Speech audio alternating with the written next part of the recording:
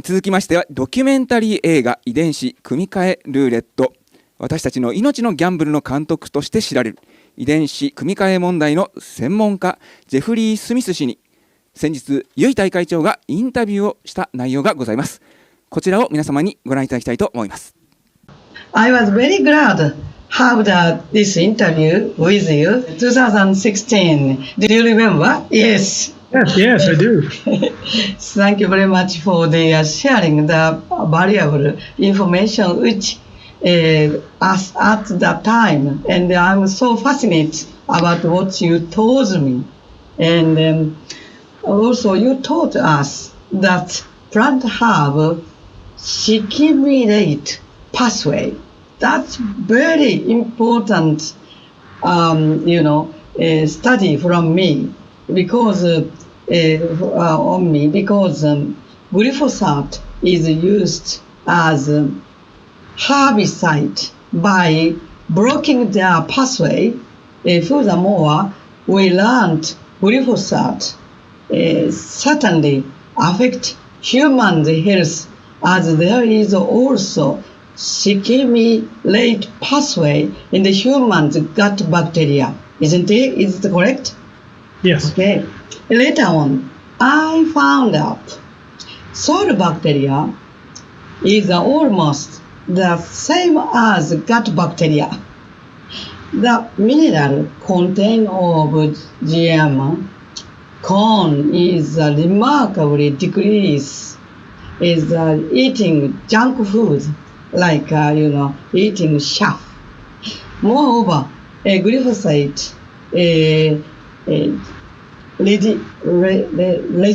residue give harmful effects that are worse than antibiotics that you told me.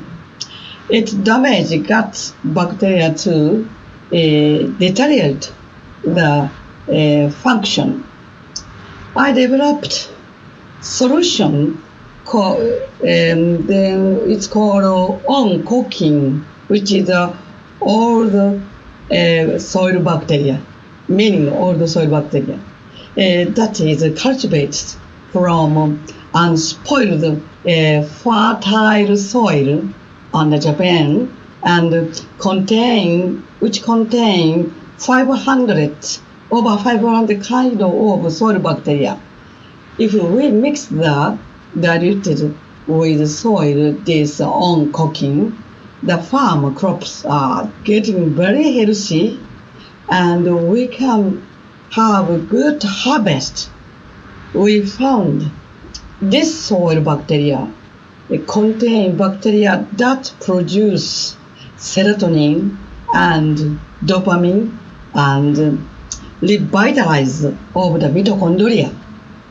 So I think soil bacteria, also our bioflora, is almost the same. So therefore, we drink this soil bacteria every morning, and by my tummy, bioflora is so great. It's become so healthier. I will send you this one in the future for you. Okay, so could you tell me what happened non-GMO movement in the U.S. and the world after you visit Japan for the Japanese version of genetic roulette? So what's happened? Tell me. Well, when in the United States, after releasing the movie Genetic Roulette, I received so many testimonials and experiences from people who saw the movie and changed their diet and improved their health. And so it became a great interest to me to find out the details of how often that occurs and which health problems got better. So I would ask audiences at lectures if they noticed an improvement in their health, and many always did, and then I'd find out what specific health condition was improved. And I'd ask how many in the audience noticed the same thing. And we saw this at 150 lectures, including about 24 medical conferences, where the doctors were speaking on behalf of thousands of patients. And it was a consistent response. And so we surveyed 3,256 people, and they reported getting better from the same 28 conditions that we heard about in the lectures. The digestive problems was number one, with 85% people reporting improvement, fatigue at 60%, overweight at 55%, brain fog at 52%, anxiety and depression at 51%, food allergies and sensitivities at 50%, etc., etc. And so what has happened in the United States is that we decided to create a new movie, which is not yet translated into Japanese. It's called Secret Ingredients, and it shows people who switched to an organic diet and improved their health. So it actually gives real case studies of more than a dozen people who found improvements in autism and infertility and skin conditions, etc., etc. And I also noticed when I was very excited to see the translation of Genetic Roulette into Japanese, and I came to Japan and spoke, and I'm hoping that at some point the next movie, Secret Ingredients, will also be made available, so that because it's actually a more powerful, convincing tool. And one of the big differences is that because Roundup is now sprayed on non-GMO products like rice and wheat and barley and oats and beans, soybeans, and even if they're not GMO, it means that we're eating Roundup in the diet if we don't eat organic. And so the big message of Secret Ingredients is to eat organic. That's true. So your next movie, The Secret Ingredients, so that is very much program in Japan, because even you eat organic food, however, sneakily, people making to the food spinach, to the boiled spinach, they put into the preservative, they put in the coloring, they put in the some kind of artificial sugar. So this monosodium glutamine, something like this. That's very, very difficult. So you move on to GMO, to the ingredients, danger ingredients too. Yes, I hear that. People nowadays understand that non-GMO food is the best, as you are, teaching many people, also a doctor follow you, also many problem people, they are, so they have their tummy problem people also, they are seeking for, what kind of choice there, you see. Therefore, it is market is for you did a very well job. I understand that. So you move to the next Secret Ingredients. This movie, so you're going to show us in the future in Japan, please too. I'm thinking about this one also, same thing. Okay, but however, I want to get back to the glyphosate. Can I interview? The second question I have. I heard that the carcinogenic potential of the glyphosate that has developed by Monsanto in now the Syngenta, is it?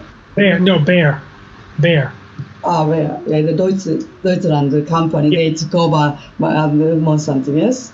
Have been found, and many people raises a lawsuit in the U.S. Could you tell me the current situation? Yes, I just gave a talk online in coordination with the Bayer Corporation shareholder meeting. Bayer bought Monsanto. So I was commenting on the fact that we had warned Bayer 4 years ago not to buy Monsanto because it would cost them money. And that turned out to be true. There's been 3 lawsuits for 4 people, and the jury's awarded like more than $2 billion in damages. The judges reduced it, but it was still over $100 million. And now there's between 50,000 and 100,000 more people that are suing Bayer. And so the results of these lawsuits has resulted in the reduction in the valuation of Bayer's stock price totaling maybe 35 or 40%. It dropped the value of the corporation by like $40 billion. The shareholders voted no confidence to the CEO. The chairman stepped down because of the controversy 2 weeks ago. And what we did is I have a 2-minute video for Bayer saying that they now risk bankruptcy because we have a lot of evidence from the World Health Organization that glyphosate is a probable human carcinogen, and all of the lawsuits that so far are for non-Hodgkin's lymphoma, one type of cancer. But there's 7 other cancers that are linked to glyphosate, and there are also about 30 other diseases linked to glyphosate: autism, diabetes, gluten sensitivity, hormone problems, hypertension, irritable bowel, insomnia, ADHD. All these things we know are linked to glyphosate. So I pointed out that it is very likely that there will be new lawsuits representing 1,000 times the number of people that are currently suing, because there's so many more people that have these other diseases, and that they must release all data from the Monsanto files. Otherwise, the juries will be furious with them and will continue to assign very high punishing damages. It's called punitive damages, and that they must do independent, comprehensive research. Otherwise, they will lose and lose and lose. And if the research shows that the disease is related to glyphosate, then they must eliminate the glyphosate from the market. So I made this point. It was in a big press release, and it was online. And we'll see if they believe us. Now, I was following the trial, and I interviewed the attorney, and I was on stage and on television with the attorney. And I can tell you that there is overwhelming evidence that glyphosate causes cancer, and that Monsanto was covering up the evidence, lying to consumers, threatening scientists and critics, ghostwriting studies, and manipulating regulatory agencies. We have all of the data. It is very clear. It is some of the worst corporate behavior ever discovered. That's brilliant. Then, so this is the your movement work. It seems like a very well. So citizens have to do. We have to grab ourselves for how to make life the safety. Also, how to make how to get happier life.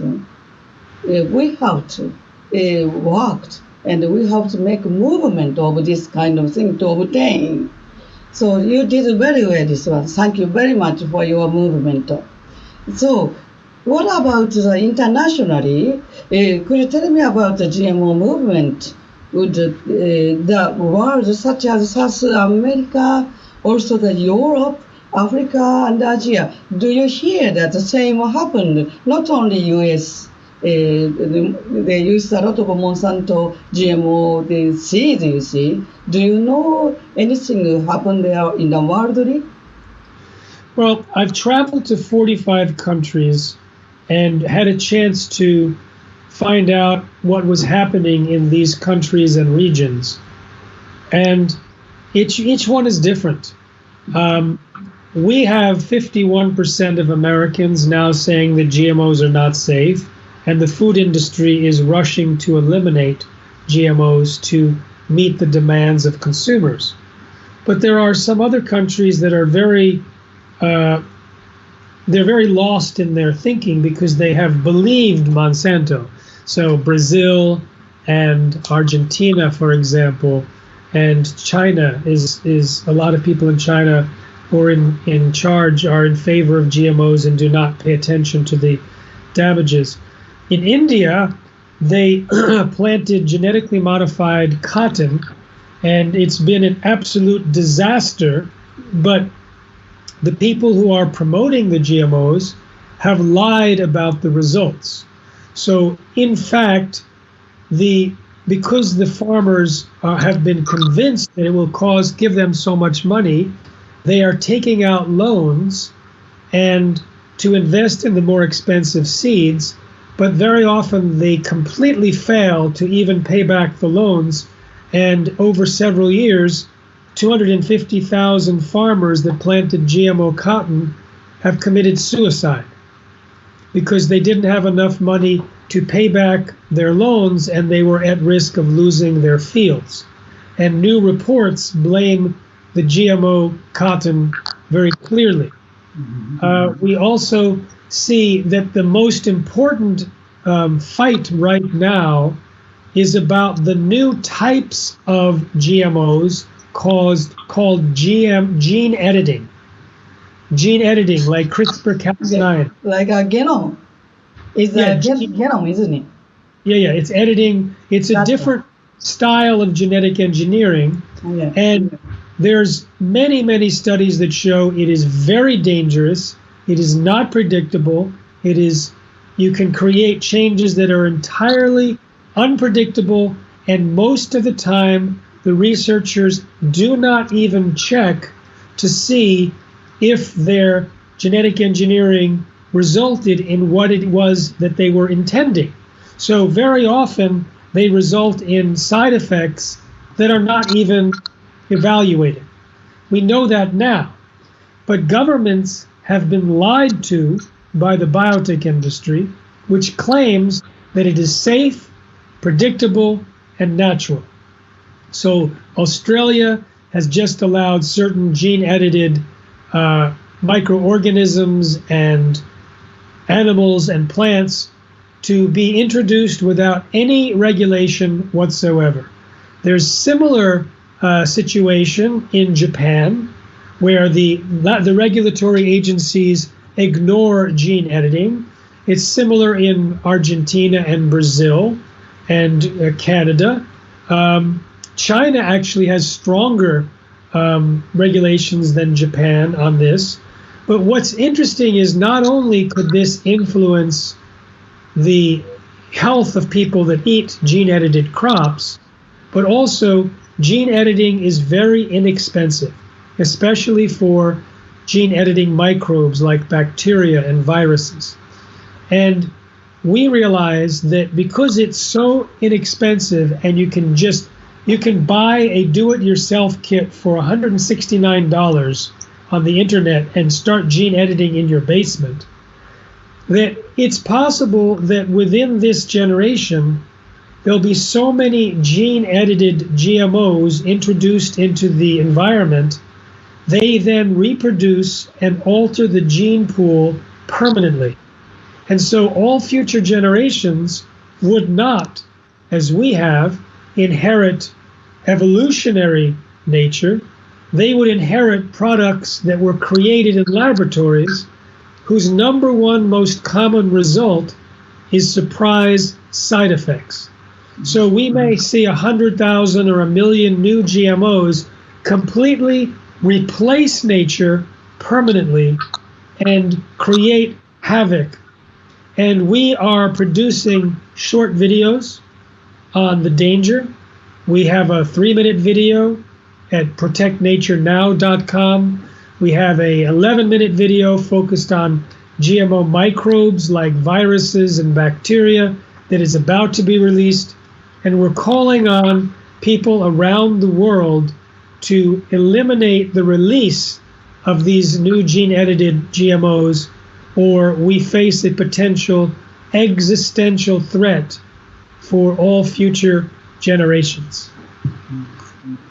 So the new gene editing GMO is nowadays seems like a very problem, yes. But which company are doing all this new gene editing thing? Is which company, do you know? Which country? Well, you see, almost every laboratory that deals with biology and microbiology does gene editing. The problem comes when you release a gene-edited organism. If you contained it and just did it for research, that's one thing. If you use it to create proteins that don't reproduce, that's contained research.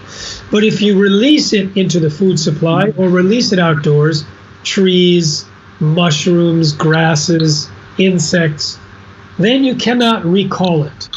You cannot, and it'll become a permanent feature of the gene pool. So there are companies like Bayer, Monsanto that are paying it, that are investing, but in reality, every university does gene editing. Every lab that does the biological manipulations. And this is many of the labs that do viral research, like the research that was done on coronaviruses in Wuhan, they use gene editing. Yes. Yeah, this kind of thing is very fashionable, seems like, but this is already naturally this seed or this matter is naturally perfect. Why human add into something? That's so stupid, I could say. If the got created of seed or a pumpkin or whatever, why human,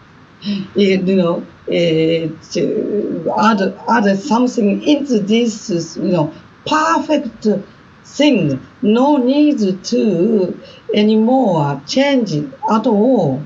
So that kind of stuff is a really sort of the human have to be more modest, because that's nature, self is perfect.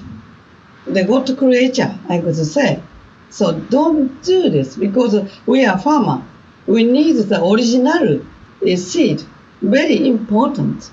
So therefore, I'm really strongly against new gene editing GMO, same as you. Okay, this happened there. Oh, I'm so shocked again. Okay, but move on to the fifth question. When I interviewed the 2016, you told about the unknown organism that is contained in feces or meat of livestock that are fed GMO. It is abnormal prion protein. Is there any progress in this study? Please tell me. I spoke to Dr. Don Huber, who is helping to organize the research, and he tells me there is an enormous effort to stop the research and to make it difficult to discover the truth, because there's a lot of money and a lot of world trade that can get disrupted if they are able to identify this prion. So he said that It continues to be researched, but it's moving slowly. But he does think it is a prion or a prion type protein that is the culprit, and that it causes infertility in livestock, and he believes also in humans, and that it's in high concentrations where Roundup or glyphosate is sprayed. So that's the update is not very satisfying to me, because we were hoping by now we would have well-funded research, but instead we have a very concentrated effort to hide the truth by the industry. So I had a question, with the glyphosate generated prion multiplies. Is that true, isn't it? Prions can multiply, yeah. Yeah. Then in the plant, this is in the plant, but do they also grow in the animal and human? So I don't know about the prion, I'm afraid. I don't have details. There's not anything published, and we just know that it was in the feed of animals. It was inside the placenta, inside the. It was found, I think, associated with a human miscarriage, but I can't say that that's definitive, because we need more data. Research. Yeah. But this is a very much sort of problem, you see. If even organic farming that used to the cow dung fertilizer, you see, it could multiply the prion in the farmland. That's what I thought is very much, this is will be in the future, will be problem. So that's why I asked you. But this is at the moment you are research, you haven't got any conclusion yet, aren't you? I understand. Okay. Do you think, as you know, in Japan, we use a lot of fermented food, fermentation. Then, fermentation food is vitalize gut bacteria, you see. Therefore, even so GMO related disease, we use a lot of fermentation food will overcome of such kind of disease. What do you think about this one? Well, first of all, we have new information since you and I spoke that confirms the impact of Roundup on human gut bacteria. There is a fake human digestive tract that's used in research in Europe, and they put human microbiome into it and fed it food for 3 weeks, and then they put Roundup in for 3 weeks, and they found that there was a dramatic shift in the microorganisms that are always in the direction of disease. There was more pathogens, there was reduced diversity, there was a change in the metabolites like the short-chain fatty acids, all of which could drive disease. And we do know that there can be interventions in the gut to reverse that. In this particular model, they put in spores of microorganisms that helped reverse. We know that for cows that have had high levels of glyphosate in their urine and some problems, that when they gave them humic acid and sauerkraut juice, which is filled with the fermented microorganisms, they were improved. So it not only could improve the gut flora, the gut bacteria, but there may be a specific bacterium that can break down glyphosate within the human body that is found in sauerkraut juice. So we think that we now know so much more about the microbiome as the source of so many problems. And we also had information since I spoke with you confirming that the microbiome in rats did get interrupted in the shikimate pathway and did reduce its ability to produce the dopamine and the serotonin and the melatonin precursors. So the research now is focusing a lot on the mitochondria as important, and of course the fermentation can help build the diversity and strength. You also mentioned the mitochondria, and more research has come now showing that in the presence of glyphosate, human mitochondria can be destroyed. Yeah. Gosh. That's very serious because that's related to lifespan, cancer, brain fog, fatigue, and health of so many organs and systems. Yes. Yeah, glyphosate disease, you said over 30 item of the disease will be occurred by glyphosate. Oh, when I hear that, I was very much shocked. But anyhow, such a kind of food, fermentation, also they are very fresh food, also sour food, such kind of thing will help the people overcome glyphosate disease, isn't it? Okay, you already told me your future plan is the ingredients, secret ingredients. That movie you're going to show all over the world. That's your intention. Is a message to the society of next one is this one or not?